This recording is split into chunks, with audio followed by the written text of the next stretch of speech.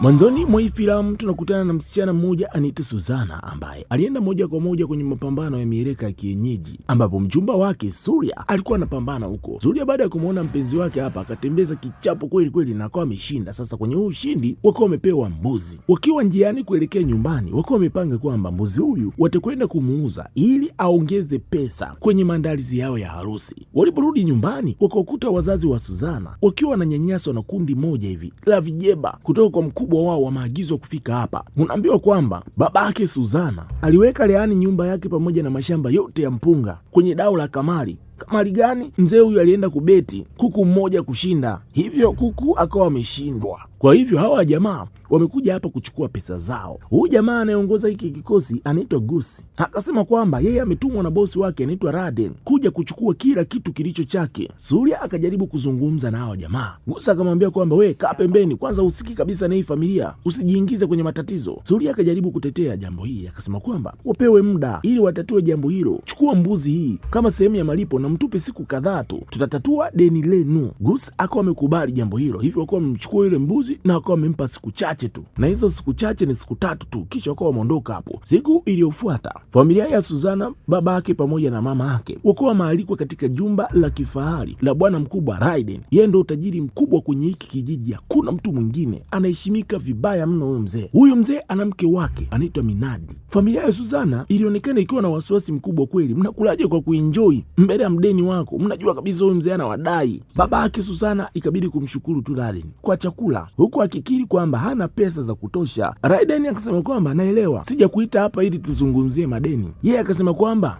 unajua mimi ni tajiri mkubwa na nina kila kitu ninachokihitaji katika haya maisha, lakini isipokuwa kitu kimoja tu, sina mrithi. Suzana kwa sasa ni binti mkubwa na ana umri wa kuolewa. Kisha akafichua kwamba anamhitaji Suzana aolewe pamoja naye, ampatie mrithi.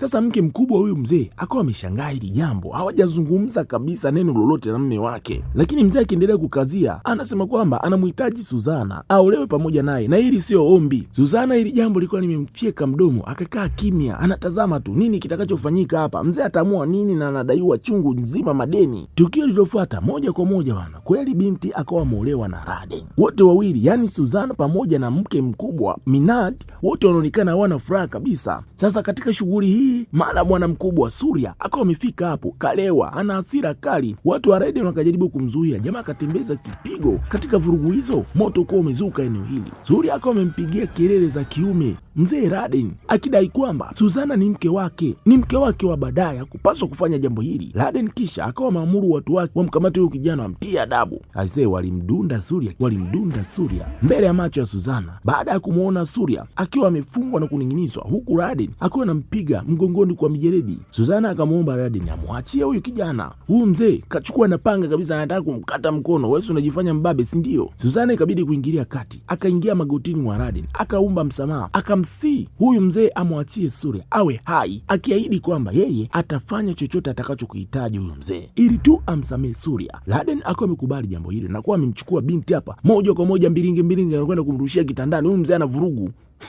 umesema utanipatia chochote utakachokitaka, si ndio? Mzee akawa ameforce kilimo mdondoko. Siku hiyo siku iliyofuata, mtumishi katika nyumba hii ambaye alikuwa anamtumikia mke mkubwa huyu mzee akawa amefika hapo, kamletea chanuo la nywele la binti Suzana likiwa na nywele zake hapa. Alikuwa ameagizwa kufanya jambo hilo. Siku kadhaa zikapita. Asubuhi moja Suzana akawa ameamka ghafla baada ya kuona kama kuna mtu kwenye shuka. Akawa amehisi kama labda huyu mzee tena kaingia kwenye blanketi huko kutafuta kilimo mdondoko. Huyu mzee ana tabia gani? Baada ya kufungua kwenye blanketi aisee, akaona kuna nyoka, akakurupuka, kataka kuruka chini, nyoka kila pande. Akiwa na hofu kubwa, kwa shida akawa amefanyikiwa kutoroka kutoka kwenye hicho chumba. Tukio linahamia kijijini ambako watu wamekusanyika na mashambani kwa ajili ya kusherehekea sikukuu ya mavuno ya kila mwaka. Hili jambo limekuwa ni utamaduni wa ile eneo, kila miaka wanafanya hivi. Raiden akawa ametangaza kwamba kwa watumishi wake, mke wake Suzana ni mjamzito, anaomba watu wote wamwombee afya njema na mtoto aliye tumboni mwake azaliwa akiwa hai na mwenye afya njema. Kutoka kwa mbali bwana mkubwa Surya alikuwa akisikiliza hili tangazo, moyo wake unaumia, lakini atafanya nini sasa? Mzee tayari kashachukua kete hii. Usiku huo mke wake mkubwa akawa ameenda kumtembelea mganga wake wa kienyeji. Ana hasira kweli, akaenda kumwambia huyu mganga, we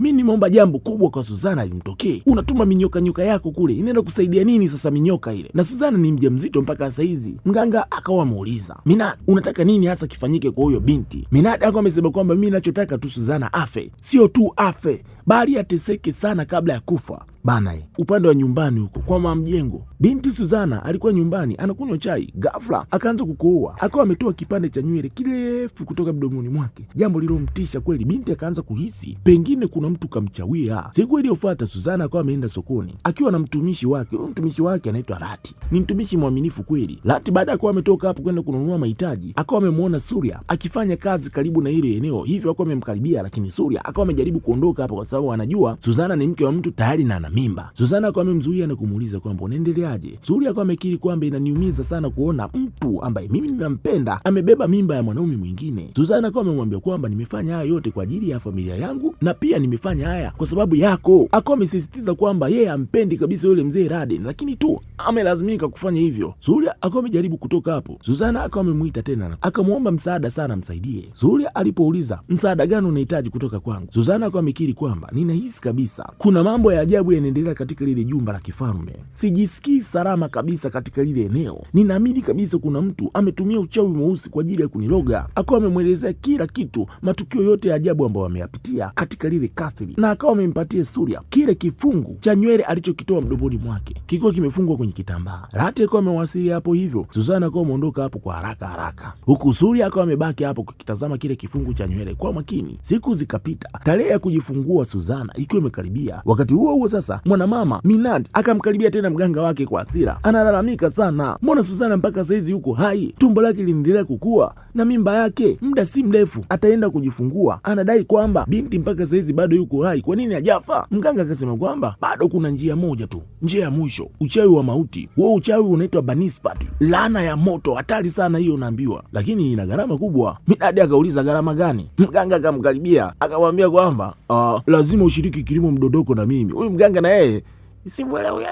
Awali Minadi alikuwa amekataa, haiwezekani hilo jambo, lakini baada ya kufikiria chuki kubwa dhidi ya mwanamama Suzana, huyu mama akawa amekubali, akamfuata. Haya basi, ushindo wewe tu, huku anasaula kabisa na nguo hiyo mama jamani. Wakati huo sasa upande wa Suzana akaanza kuhisi maumivu makali ya tumbo, akajua kabisa ulikuwa anasubiri masaa tu. Hata alipomsaidia maji ya uzazi akawa ametoka hapo. Wakati huo bana mganga baada ya kushiriki kilimo mdondoko ana midadi nyinyi, akaanza kutekeleza ibada yake, akawa ametuma laana ya kifo cha kutisha kwa binti Suzana afe kwa mateso. Mganga anaendelea na mambo yake na mkunga huku anaendelea kupambana ili Suzana ashushe kitu kipya duniani hapa. Sasa mkunga anaendelea kushughulika, ikabidi kumuuliza Rati, wewe una uhakika kwamba maji ya uzazi uliyaona? Rati akathibitisha kweli, niliona.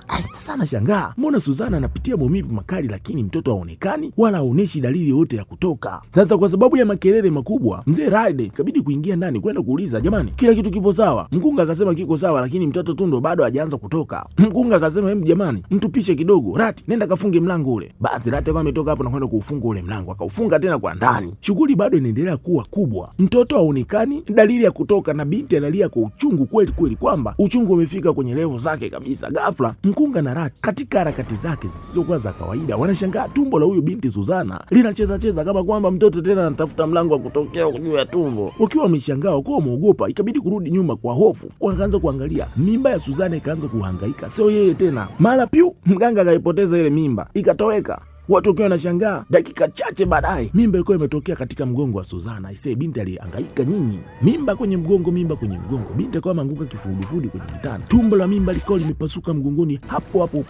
Rati akazimia kwa mshtuko. Raden sasa anafanya nini? Wako mlangoni huko, mlango umefungwa kwa ndani, wanataka kuingia ndani, kuna nini? Lakini baada ya kuvunja mlango wakashangaa kumuona Suzana akiwa anakufa, huku mke mkubwa yeye akiwa anatazama kwa furaha tu. Raden akiwa ameishiwa nguvu anatazama kwa hofu. Mtoto wa Suzana anatokea nyuma ya mgongo wa Suzana.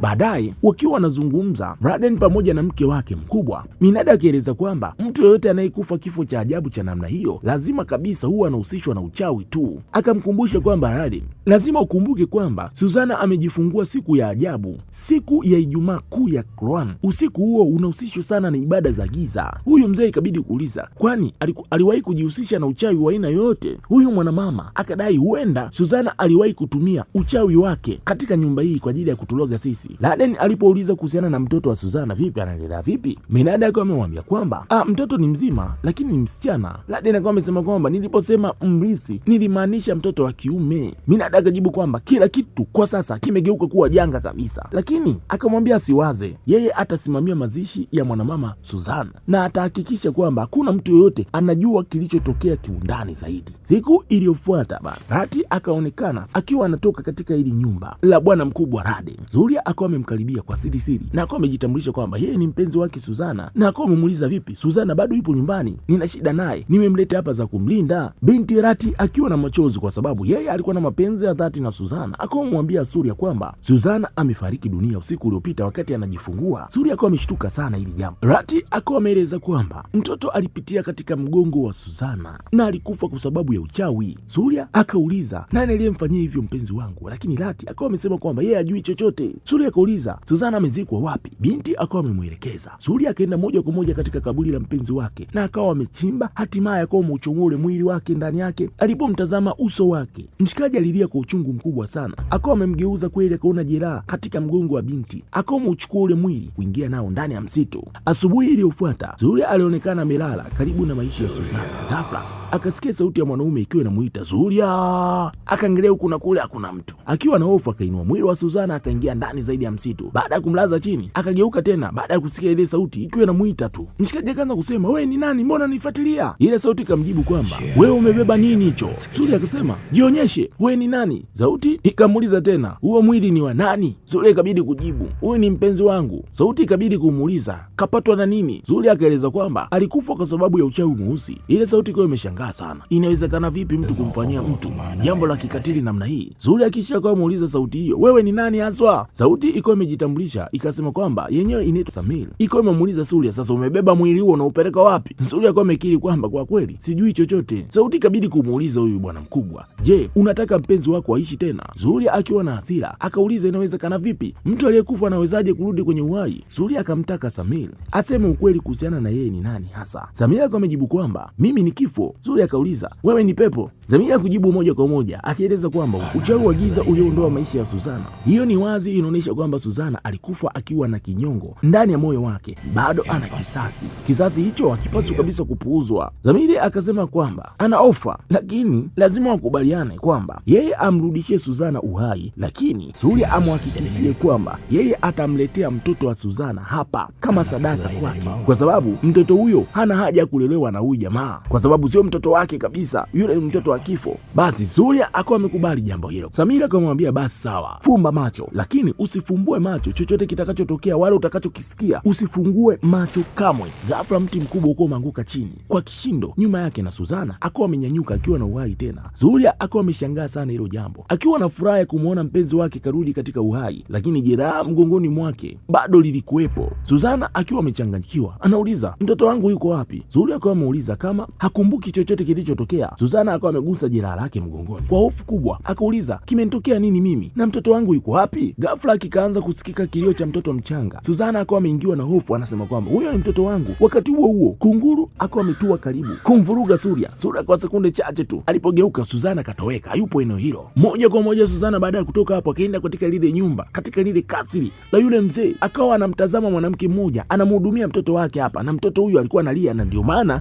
Suzana alisikia hii sauti. Sasa huyu mwanamama akiwa hapa, kuna mtu mmoja alikuwa anauza bidhaa zake, huyu anakuaga na kamgawa kake, kapita hapa, akawa ameshangaa sana baada ya kuona jeraha la huyu mwanamama mgongoni mwake. Mshikaji akawa amekimbia kwa hofu. Wakati huo huo sasa Zuria yeye bado yuko msituni huku anaendelea kumtafuta mpenzi wake. Ghafla Suzana akawa amejitokeza hapa na akaanza kumshtaki. Zuria ikabidi kuuliza, unamaanisha nini? Suzana akamwambia kwamba kwa nini watu huko nilikotoka wananikimbia na wananiita mzimu? Zuria akawa ameeleza kuwa mzee Raden pamoja na mke wake mkubwa walikufanyia uchawi mweusi, walikuloga. Wakati unajifungua wewe, mtoto wako alipatikana kupitia mgongoni kwako. Akakiri kwamba ni kweli yeye alifukua kaburi lake, na kwa sababu ya kushindwa kuvumilia mateso ya kumwona mpenzi wake akiwa amekufa, mwisho wa siku alikubali akakubali kwamba yeye arejeshwe tena kuwa hai. Suzana ikabidi kuuliza, kwa hiyo mimi kweli nimekufa, si ndio? Sasa kama nimekufa, kwa nini tena niko hai? Suria akawa amekiri kwamba yeye amefanya mapatano ili kumrudisha duniani hapa. Suzana ikabidi kuuliza, umefanya mapatano hayo na nani? Suria akajibu, nimefanya mapatano hayo na pepo. Suzana akawa amevunjika moyo. Kwa nini ufanye jambo kama hilo? Kwa nini unirudishe katika hali hii? Suria akawa amekiri alifanya yote haya kwa sababu anampenda kweli Suzana na hayuko tayari kumuona Suzana atoweka mbele ya macho yake.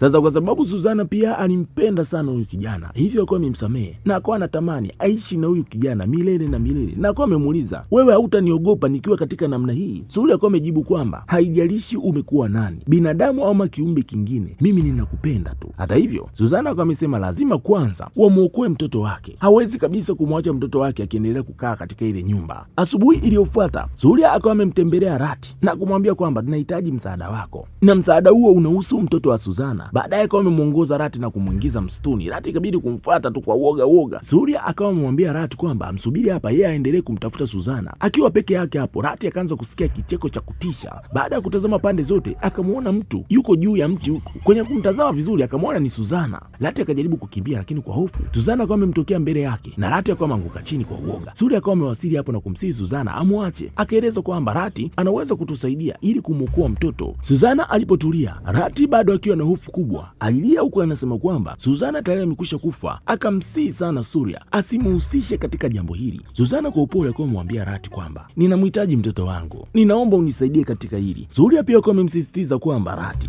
hawatamlazimisha kwa chochote kile, atakachokiamua yeye wao watakubaliana nacho. Wao wanachokitaji ni kumpata mtoto na kujua hali halisi ya mtoto. Rati hatimaye akawa amekubali akisema ukweli, akasema kwamba mtoto yuko mzima, lakini anahofia sana usalama wake kwa sababu mke mkubwa alitamani sana kumzuru yule mtoto, akisema kwamba aliwahi kumuona Minadi akijaribu kumzamisha yule mtoto kwenye maji ili afe, lakini yeye aliwasili kwa wakati na kumwokoa. Pia akaeleza kwamba kuna mganga ambaye aliwahi kuja katika lile jumba siku za hivi karibuni, na akawa ametoa onyo akisema kwamba kuna kiumbe cha ajabu cha kiroho kinajaribu kuingia katika nyumba hiyo. Hivyo yule mganga aliweka hirizi za kichawi kuzunguka ile nyumba ili kuzuia kile kiumbe kisiingie ndani hapo. Rati akawa amemwambia Suria kwamba mganga huyo anaitwa Ja na anaishi katika msitu wa jirani tu eneo hili. Suria akawa amemshukuru sana. Suzana ikabidi kuulizia, kwani wazazi wangu kwa nini hawamlindi mtoto wangu? Rati akaeleza kwamba mzee Raden aliwanunulia nyumba mpya wazazi wako katika kijiji kingine mbali kabisa, kwa hiyo wao hawajui chochote kinachoendelea. Wanachokijua wao ni kwamba wewe ulifariki wakati unajifungua. Basi Rati akawa amemuuliza Suria, sasa una mpango wa kufanya nini baada ya hii? Suria akawa amejibu kwamba kama mganga Ja ndiye aliyehusika kulinda ile nyumba ya mzee Raden, yeye pekee ndiye anaweza kuondoa ule ulinzi katika ile nyumba. Basi ilipofika usiku, Suria pamoja na Rati wakawa wamefika katika nyumba ya yule mganga. Baada ya kuingia ndani, mganga ikabidi kuuliza, nyinyi mnataka nini hapa? Suria akamwambia kwamba wanajua kabisa kwamba yeye ndiye anayelinda ile nyumba yule mzee Raden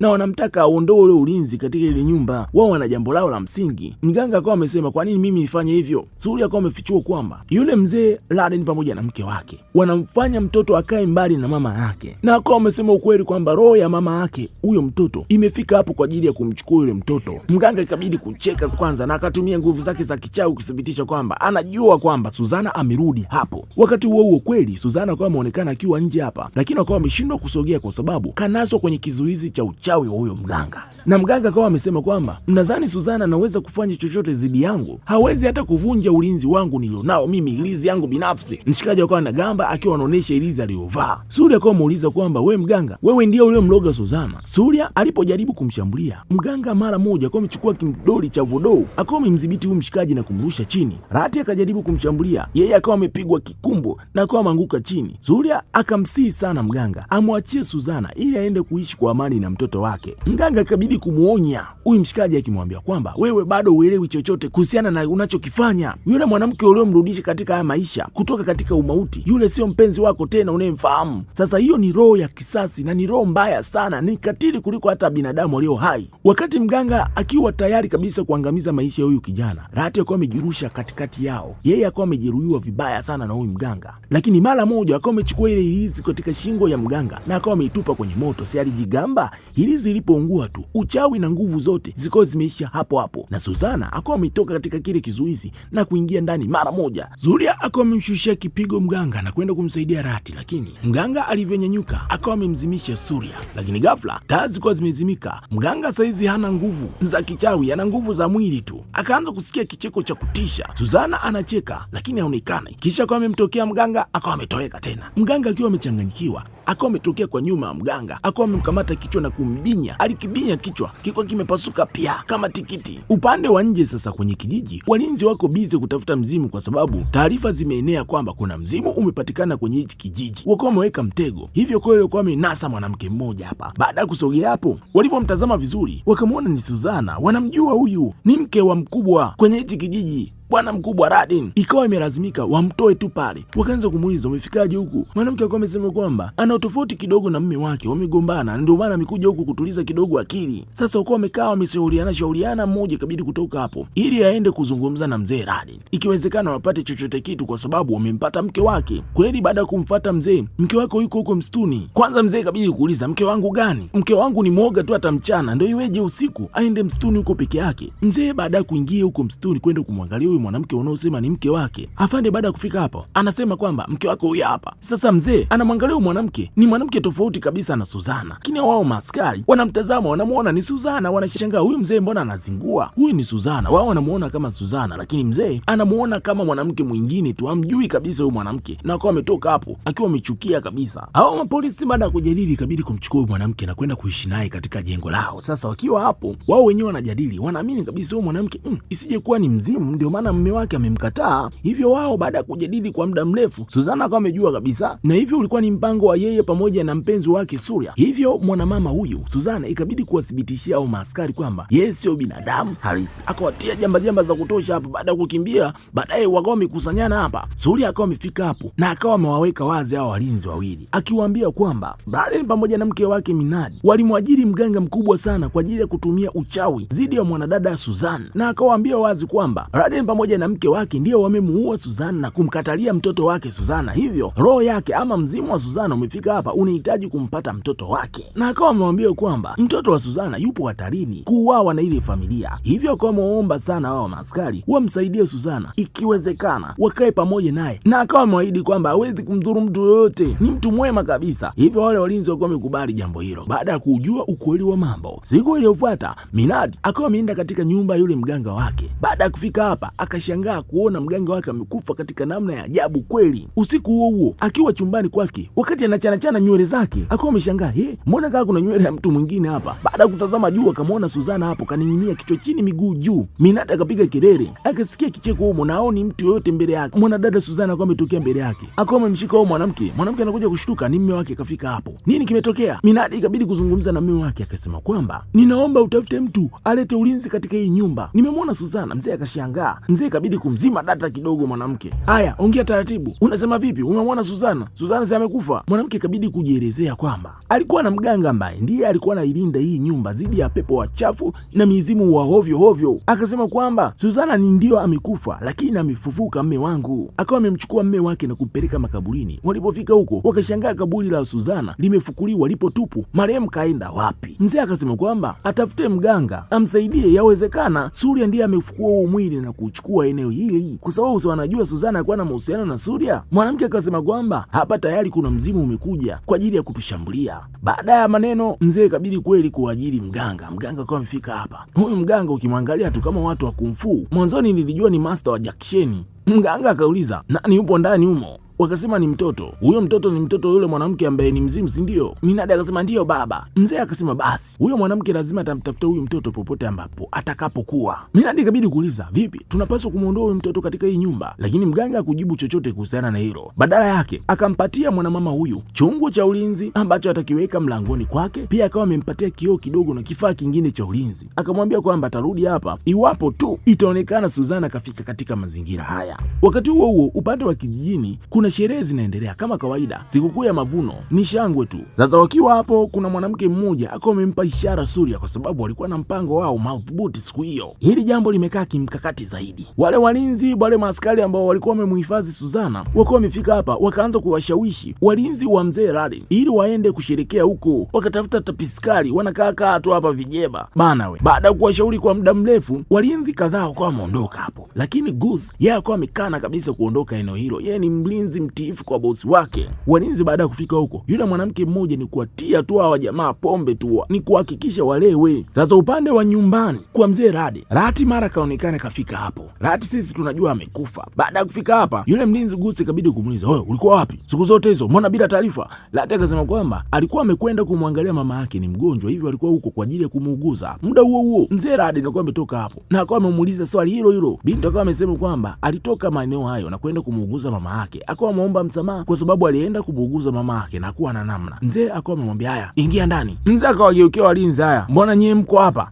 Wengine wako wapi?" Yule askari jopa akawa amemwambia kwamba wameenda huko kwenye sikukuu. Mzee akiwa na hasira akawa amekemea vikali, "Mimi nawalipa pesa afu nyinyi mnaenda kula sikukuu?" Raden akawa amemwamuru Jopra ampeleke kwenye hiyo sherehe ili akawarudishe yeye mwenyewe. Sasa upande wa ndani, Rati baada ya kuingia tu anakutana na mama mwenye nyumba hapa, Minad yuko hapo. Akamuuliza, "Wewe ulikuwa wapi?" Binti akawa amerudia kisingizio kile kile alichokisema hapo mwanzoni, na akawa ametoka hapa na kwenda kumwangalia mtoto, lakini Minad akahisi kabisa hapa kuna jambo sio la kawaida. Alipoingia ndani kwenye kile chumba cha mtoto, ndani sehemu ambapo mtoto alikuwa hapo hayupo. Akiwa na hasira kali akatoka hapo nje. Minad akatumia kile kifaa cha ulinzi alichopewa na mganga akamtuliza. Rati akawa amemuuliza, "Mama, nini tena hiki?" Mama akawa amejua kumbe akifanyi kazi, akawa amejikausha. Rati baada ya kutoka hapo moja kwa moja akaenda sehemu ambapo mtoto alipokuwa hapo. Baada ya kufika hapo akawa ametambua kwamba hapa chini kuna kinga ya kichawi iko eneo hili. Sasa akiwa amesimama hapo, yule mwanamama Minad akawa ametumia kioo cha kichawi kwa ajili ya kutazama na akawa ametambua kwamba yule hakuwa Rati bali alikuwa ni Suzana. Akiwa na hofu, kichwa cha Rati kilikuwa kimezunguka isivyokuwa kawaida kama bundi na akawa amemtazama huyu mwanamama kinyume mbele. Minad akawa amepiga kelele kwa hofu. Jengo zima umeme uko umekatika, milango ikawa imejifunga. Mlinzi mkuu Gigas akawa amefanikiwa kuingia ndani kimbinde mbinde ili kwenda kumsaidia Madam Boss. Sasa mlinzi akiwa ndani humo, Suzana akawa amepita nyuma yake. Jamaa baada ya kugeuka nyuma hamna mtu yoyote. Sauti ya ajabu ikaanza kusikika kila pande. Kwenye kioo Goose akaona taswira ya Suzana, lakini moja kwa moja hamuoni. Taswira hiyo inacheka. Akiwa na hofu, Goose akaanza kuangalia chumba kizima kwa taharuki. Ghafla Suzana akawa ametokea mbele yake. Mwamba akatimua mbio mara moja. Suzana yuko mbele yake, yuko hewani, mara funza zilikuwa zimemdondokea kwenye mdomo wake. Mshikaji alikuwa amepagawa, akawa ametupwa pembeni kwa nguvu kubwa. Hatimaye akamshika miguu na kumvuta na kumuingiza gizani huko. Sijui nini kilichomkuta huko.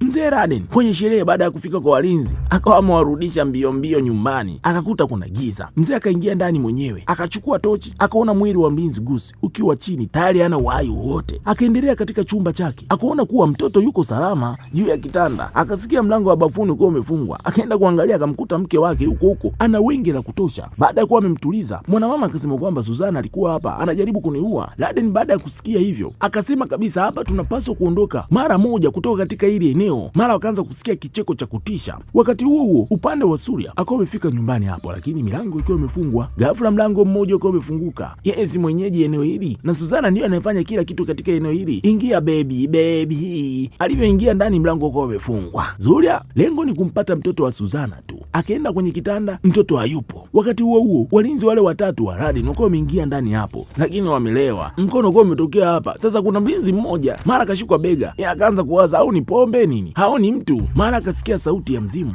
ikiwa inamwita. Mara akaona mzimu mbele yake. Akashambulia, mzimu haushambuliki. Suzana akawa amemtia kwenye moto. Mshikaji akawa amewaka. Surya yuko na mlinzi ni kupambana tu. Anamsaka mtoto mahala alipo. Muda Surya kazidiwa kabisa. Anataka afyekwe. Muda huo Suzana akawa ametokea hapo na kumsaidia bebi wake. Sasa kwa ametumia filimbi maalum. Hivyo akawa amemdhibiti Suzana. Lakini katika mchakato walivyotaka kabisa kummaliza, Surya ikabidi kuingilia. Suzana akawa amecheka.